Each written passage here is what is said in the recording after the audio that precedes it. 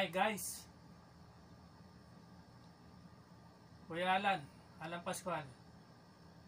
Ang desktop, magbubuo tayo ng isang set na computer desktop.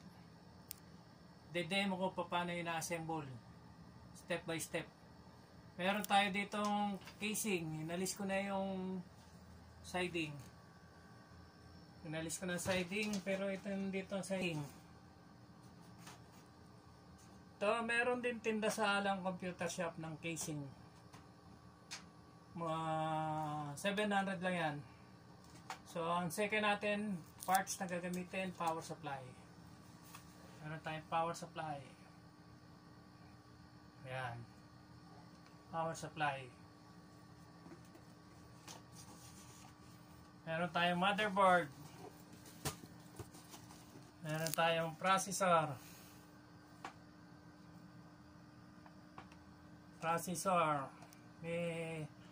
Ito guys, mga nakabox pa to. Meron tayo ditong memory. Meron tayong isang set ito. Message lang ngayon kung magkano mga price. Meron tayong memory ng DDR4, pero gagamitin natin ngayon DDR3 memory. Meron tayong exhaust fan ng Alan. Lahat dito may tinda sa Alan Computer Shop. Panel pan para sa siding Alan. Ang demo natin how to build, paano magbuo. Baba muna natin to para umpisa natin. Guys, ang unang step, buksan natin tong box. Mag-assemble muna kayo ng motherboard.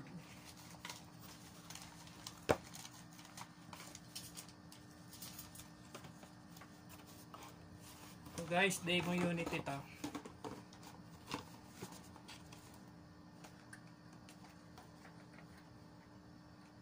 Ito guys, i-80 to.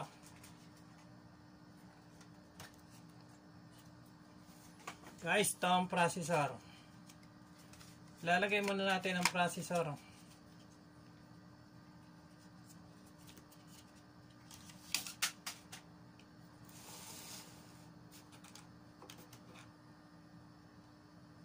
Guys, pag maglalagay kayo, tingnan nyo yung parang arrow na yun, yung gold. Yan. Yan ang paglalagay nyan. Yan. Yung gold na yan, ito. Iangat nyo muna nyo to. Ito how to assemble para sa mga bago, sa mga beginner na lalo na yung mga estudyante sa gusto matuto. Sundan lang nyo ang aking mga channel. Ayan. Titingnan nyo pag nag-shoot, ayun o, tumutunog o. Dapat na. Dapat itong arrow dito. May sign to. Ayan, may arrow dyan o. Ayan guys. Tingnan nyo ganyan. Yun. Pag nag-shoot na gano'n, tsaka nyo ilalagay ito. Yan. Tapos titingnan nyo gano'n kung hindi na gumagalaw. Tapos ito, lalagkabit nyo. Yan. Lagyan natin ng thermal paste. Tuturo ko din sa inyo paano maglagay ng thermal paste. Ayan. Dati sa isang channel ko pinakita ko paglagay ng thermal paste. Guys, anong paglagay ng thermal paste? Konti lang. Gamais lang. Habuti lang mais. Ayan. Dito guys ang paglagay. Ayan guys, so ganyan lang oh.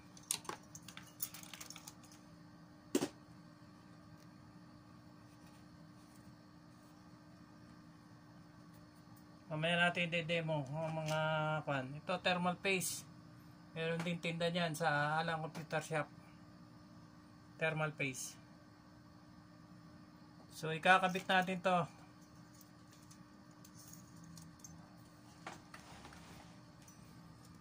Yan, siguraduhin nyo nakalapat ito.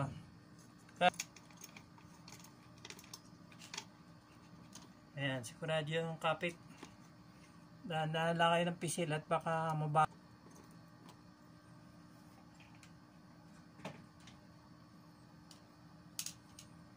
Ayan, nakakabit na to. Hindi na gumagalaw. Sunod natin kakabit guys ang memory. Kung bagong memory nyo, nainom muna nyo dito. Tingnan lang nyo kung nakabuka to. Ayan. Kailangan mag-click. Ayan. Ayan.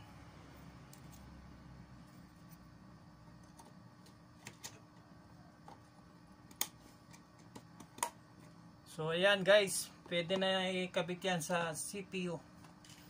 Yung sunod natin yung ilalagay ay power supply sa mismong casing na.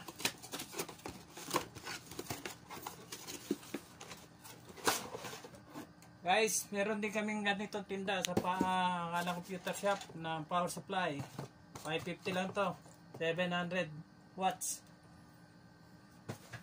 Kakabit natin to casing.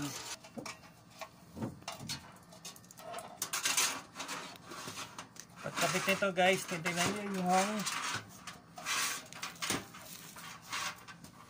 ito, dapat nasa labas agad. Tornilyo muna natin ang power supply. Ayan, gamitan natin ito para mabilis.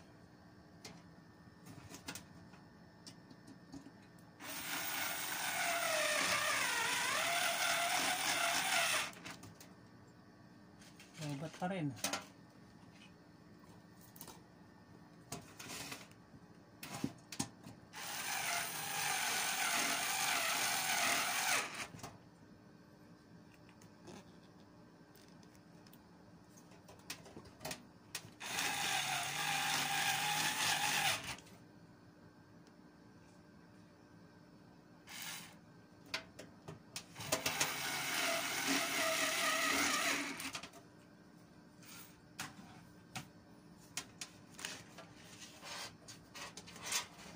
Guys, sa pagkabit ng mga power supply, meron na wire management.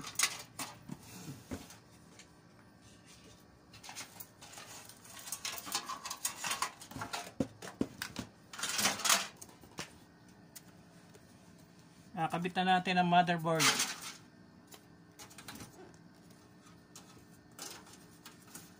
Lagay mo yung plate.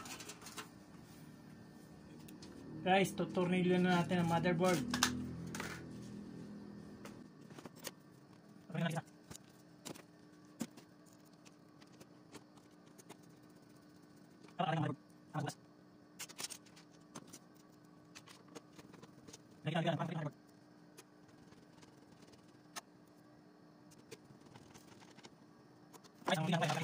Graduin nyo, nakakabit lahat. Ito para sa power ng motherboard.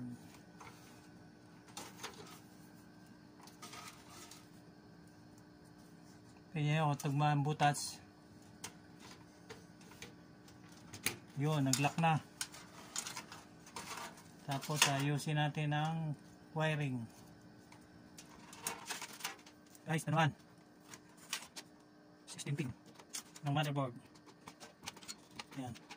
Siguraduhin nyo na naglalak. Ayusin natin ang wire.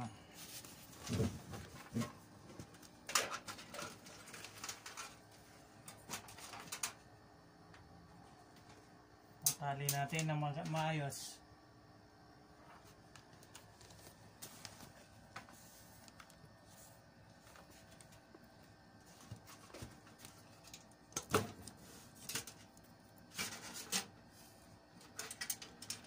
So guys, ayusin natin ang pagkakasalansan.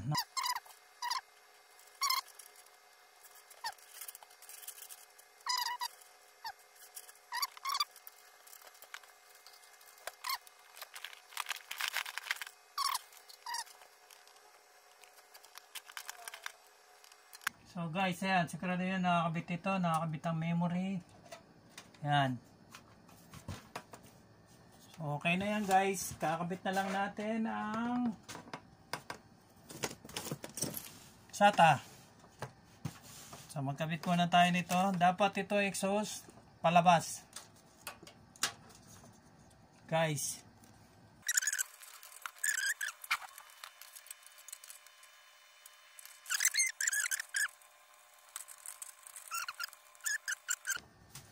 Mamaya yun namang siding. Kakabit natin yung siding. Duli natin ng wire. Baka sumabit sa pan.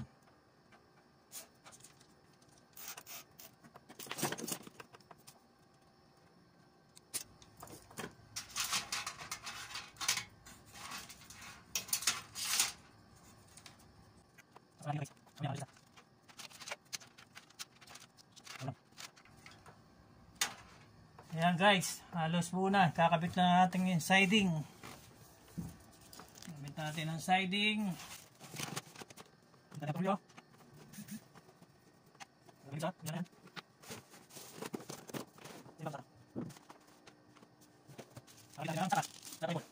natin yung paikutin yun sa inyong screwdriver. Ayan. Dito natin kakabitan sa number 1. Ayan, nag-click na. Kakabit naman natin ang audio.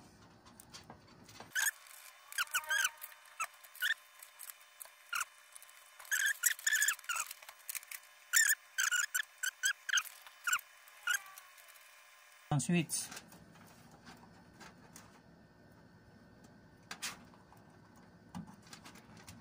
Ayan guys, kompleto na.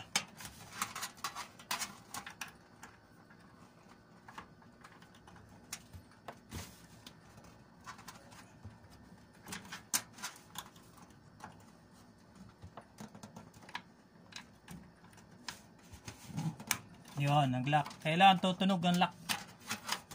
So, susunod natin kakabit ang kanyang SSD. Yan. Lagyan natin ang kanyang SATA. Yan. Yan guys, kompleto na yan. Ito, assemble na tayo. Kabit natin ang side panel. Guys, ako nilalagyan ko ng side panel para may bubuga siya at nakikita mo kung buhay.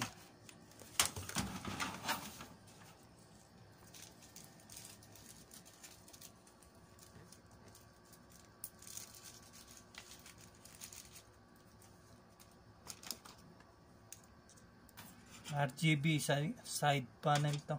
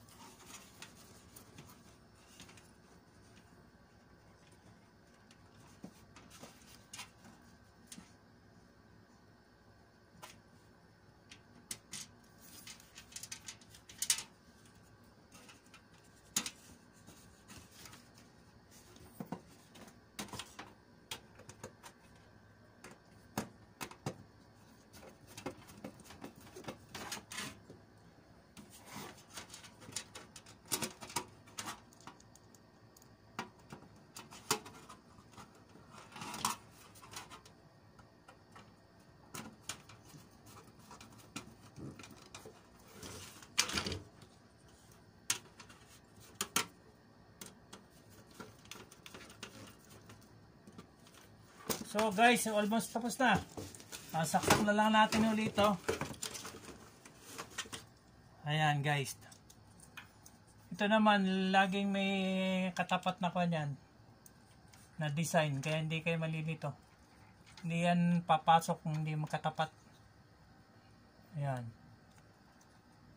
Ayan.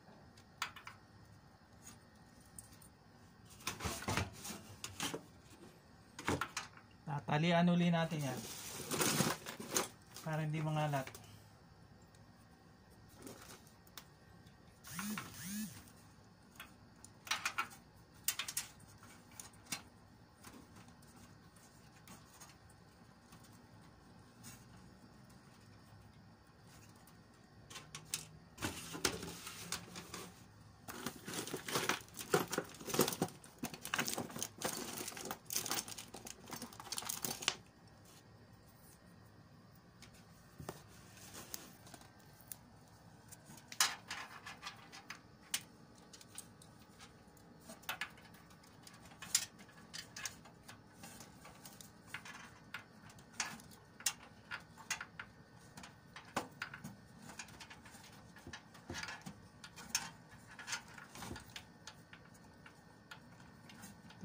ginamit kong tali para hindi ko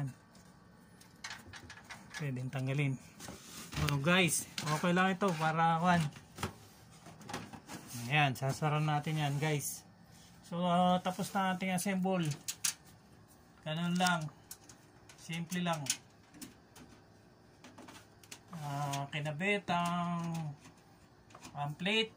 Ayan, maganda ang plate oh. May gumagalaw.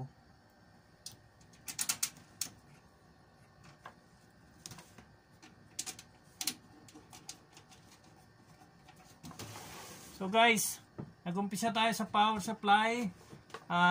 Kinabit natin doon sa motherboard yung processor at memory, tsaka ang plate sa nabuo na natin. Ito ang pag-how to assemble ng CPU pan ng computer desktop. Assemble na natin. Yan, malinis na. Meron din kami binibenta ganito set na. Mga kapisinit. Isang set. Kung gusto nyo, depende sa specification. Kung mid gaming, meron kaming A8. Ayan, A8 ang processor. Meron naman 8GB ang memory. Upgrade na kayo. Mababa lang 4GB sa mga pang office lang yon. At meron din kaming Athlon na mid gaming. Kung gusto niyo naman ng high-end, meron yang Ryzen 5 60. Ito, Ryzen 560. Ito na yung mataas. Gawin lang nyo 16GB. Kahit anong game, kayang-kaya na yan. 16GB. Okay lang yun. Kaya na lahat ng games ng Valorant. Maka 16GB. DDR4 ito. Ryzen 5 600. Yan. Pwede na yun. Kung bibili kayo, dapat yung mga nakabox, nakaseal. Ganyan. Pati memory. I-assemble natin. Ryzen 5 5600G. At DDR4 na dalawang 8 para 16GB. At kung low budget naman kayo, meron din kaming Athlon 3000G. Pwede na yun, mid gaming. Gawin lang yun 16GB. Palo na yun mga kapisinit. Mga kapisinit, kompleto. Meron din kaming Intel na CPU heatsink pan, kasama yan. May CPU heatsink pan na yan. Sunset na yan. Yung pang AMD, mga pang A8, mga DDR3, meron din. May pan din dito. Dito sa Alang Computer Shop, kompleto. Kung gusto nyo buong unit, meron. Pero kami per parts kasi, tsaka lang ina-assemble. Pero kung gusto nyo magpabuo, mas maganda, nakikita nyo, brand new talaga. Ayan. Lahat brand new, nakabox. Kaya punta na kayo dito. Habang meron nga pala kaming promo. Guys, free computer repair sa hindi nakapanood. Meron din kaming thermal paste dito. Guys, may message lang kayo sa mga price. Kasi hindi natin isa-isahin. Memory, kompleto. Motherboard, processor, memory, thermal paste, CPU heatsink fan, processor, power supply. So kompleto rito. Mga nakabox. Meron din casing. Meron din kaming kulay pink, kulay white na mga tempered glass. Punta lang kayo sa Alang Computer Shop. Gusto nyo mag-upgrade o customize na 6 ang pan, RGB, may remote. Kung anong gusto nyo pa-assemble, meron dito. Compute lang natin. Depende sa gusto nyo design. Mga spec na high-end. Punta lang kayo dito sa Alang Computer Shop, Angono branch. Sana andun sa mga baguhan, sa mga estudyante nag-aaral dyan, dati may OJT ko, may napulot kayo how to build, paano mag-assemble ng CPU. Ito ang yung Kuya Alan sa Alan Computer Shop. Paki-like and share ang Alan Computer Shop page. Sa susunod, message lang kayo kung ano ang gusto nyo i-demo natin, tutorial. Ano ang gusto nyo matutunan at mga tanong pa na hindi nyo alam. Kung anong mga, basta regarding sa computer, Alang Computer Shop.